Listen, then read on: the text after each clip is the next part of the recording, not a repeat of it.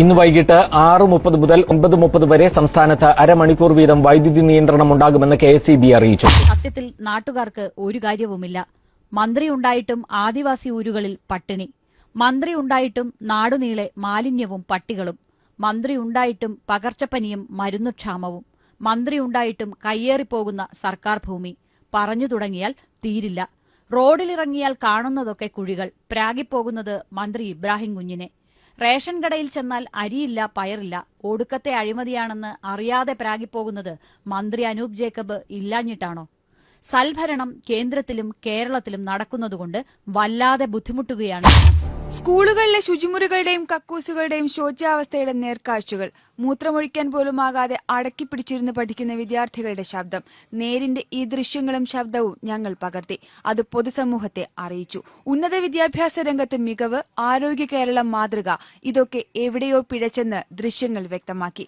ഒന്നും മിണ്ടാതിരിക്കാനും നടപടിയെടുക്കാതിരിക്കാനും നിവർത്തിയില്ലാതായി അധികൃതർ. ഗൈഡ് ലോബികളെ സഹായിക്കാൻ പാഠപുസ്തക അച്ചടി വൈകിപ്പിക്കുന്നതായി ആരോപണം. സ്കൂൾ തുറന്ന് 1.5 മാസം കഴിഞ്ഞിട്ടും പാഠപുസ്തകങ്ങൾ എത്തിക്കാൻ വിദ്യാഭ്യാസ വകുപ്പിന് ആയിട്ടില്ല.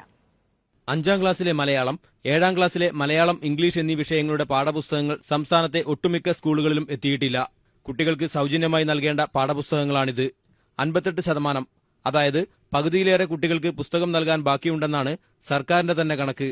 ഓണപരീക്ഷ എത്താറായിട്ടും പാഠപുസ്തകങ്ങൾ കിട്ടാതായതോടെ ഭീമമായ സംഖ്യയ്ക്ക് ഗൈഡുകളെ ആശ്രയിക്കേണ്ട അവസ്ഥയിലാണ് കുട്ടികൾ. കോഴിക്കോട് മെഡിക്കൽ കോളേജ് അത്യാഹിത വിഭാഗത്തിന് മുമ്പിലെ ഒരു പതിവ് കാഴ്ച കാണാം. സ്ട്രെച്ചറിലായിട്ട്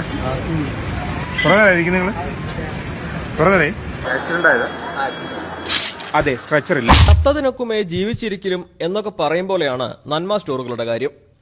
അത്യാവശ്യം വേണ്ട പലചരക്ക് സാധനങ്ങൾ എന്തെങ്കിലും ഇവിടെയുണ്ടോ എന്ന് ചോദിച്ചാൽ ജീവനക്കാർ കൈമലർത്തും. 1-2 ഇനം അരിയുണ്ട്, എന്നാൽ മറ്റു സാധനങ്ങളൊന്നും മിക്കയിടത്തുമില്ല. സാധനങ്ങൾ കഴിഞ്ഞ മാസം വന്നതാണ്, ഈ മാസം എത്തിയിട്ടില്ല. പാലാരിവട്ടം മേൽപ്പാല നിർമ്മാണത്തിൽ വൻ അഴിമതിയെന്ന് കണ്ടെത്തൽ. RDS കരാറുകാരെയും ഉദ്യോഗസ്ഥരെയും പ്രതിയാക്കിയുള്ള FIR ഇന്ന് മൂവാറ്റുപുഴ കോടതിയിൽ സമർപ്പിക്കും. പാലാരിവട്ടം പാലം അഴിമതി കേസുമായി ബന്ധപ്പെട്ട് മുൻ മന്ത്രി ഇബ്രാഹിം കുഞ്ഞിനെ വിജിലൻസ് ചോദ്യം ചെയ്യുന്നു. DYSP ശ്യാംകുമാറിന്റെ നേതൃത്വത്തിലാണ് ചോദ്യം ചെയ്യൽ. ഉദ്യോഗസ്ഥരും ചേർന്ന് പാലാരിവട്ടം മേൽപ്പാല നിർമ്മാണത്തിൽ ഗുരുതര അഴിമതി നടത്തിയെന്ന് വ്യക്തമാക്കുന്നത്. മേൽപ്പാല നിർമ്മാണത്തിന് നിലവാരമില്ലാത്ത സിമന്റാണ് ഉപയോഗിച്ചത്. ആവശ്യത്തിനുള്ള അളവിൽ കമ്പി ഉപയോഗിച്ചില്ല. 2 വർഷത്തിനുള്ളിൽ പാലത്തിൽ വിള്ളലുകൾ പ്രത്യക്ഷപ്പെടാനുള്ള കാരണം ഇതാണ്. മാത്രമല്ല, പാലം രൂപകൽപ്പനയിൽ പോലും അഴിമതി നടന്നുവെന്ന് FIR-ൽ വ്യക്തമാക്കുന്നു. 37,000-ഓളം പെൻഷൻകാർ ഇപ്പോൾ സമരരംഗത്താണ്. 37 കോടിയിലധികം രൂപയാണ് ഇതിനായി കണ്ടെത്തേണ്ടത്. കേന്ദ്ര സർക്കാരിൽ നിന്നുള്ള സഹായം കിട്ടില്ലെന്ന് ഉറപ്പായതോടെ സംസ്ഥാന സർക്കാർ സഹായം പ്രതീക്ഷിക്കുക മാത്രമേ മാർഗമുള്ളൂ. പ്രതിസന്ധി തുടർന്നാൽ KSRTC പൂട്ടേണ്ടി വരുമെന്ന് മന്ത്രി ആര്യാടൻ മുഹമ്മദ് തന്നെ മുന്നറിയിപ്പ് നൽകി. ഈ KSRTC എന്ന് പറയുന്നത് തനിയെ നിന്നേക്കും എന്ന് ഞാൻ നിയമസഭയിൽ പറഞ്ഞു. സരിതയുടെ സൗന്ദര്യത്തിനും ബിജുവിന്റെ ബുദ്ധിക്കും മുന്നിൽ ഒരു തടസ്സവുമായില്ല. ഭരണസ്ഥിരാ കേന്ദ്രത്തിന്റെ വാതിലുകൾ ഇവർക്ക് മുന്നിൽ മലർക്കെ തുറന്നു. 2011 ജൂണിൽ മുഖ്യമന്ത്രിയുടെ ഓഫീസിൽ സോളാർ ചർച്ചകൾക്കായി സരിത എത്തുന്നു. ആ ബന്ധം വളർന്ന് വലുതായി. പേഴ്സണൽ സ്റ്റാഫ് അംഗങ്ങളിൽ ചിലരുമായുള്ള സരിതയുടെ സൗഹൃദത്തിന് പലപ്പോഴും ആകാശമായിരുന്നു അതിര്. പിന്നീട് മുഖ്യമന്ത്രിയുടെ ഓഫീസുമായുള്ള അടുപ്പം ഉപയോഗിച്ച് സംസ്ഥാനമൊട്ടാകെ വലിയ പണക്കാരുടെ മടിശീലകൾ ലക്ഷ്യമിട്ടുള്ള തീർത്ഥാടനമായിരുന്നു. പലരെയും വീഴ്ത്തിയത് മുഖ്യമന്ത്രിയുടെ ഓഫീസുമായുള്ള അടുപ്പം അവരെ വിശ്വസിപ്പിച്ചുകൊണ്ടായിരുന്നുവെന്നതും ഞെട്ടിപ്പിക്കുന്ന മറ്റൊരു വസ്തുത. പല മന്ത്രിമാരും സരിതയ്ക്ക് പരിധിവിട്ട ബന്ധങ്ങളുണ്ടായിരുന്നുവെന്നും ആക്ഷേപമുയർന്നു. പിന്നീട് സോളാറിൽ കേരളം കുലുങ്ങുന്നതാണ് കണ്ടത്. സരിതയുമായി ബന്ധമുണ്ടെന്ന് കണ്ടെത്തിയ മുഖ്യമന്ത്രിയുടെ പേഴ്സണൽ സ്റ്റാഫ് അംഗങ്ങളായ ജിക്കുമോനും ടെനി ജോപ്പനും ഗൺമാൻ സലിം രാജും പുറത്തുപോയി. ജോപ്പനെ പോലീസ് അറസ്റ്റ് ചെയ്ത് ജയിലിലിട്ടു.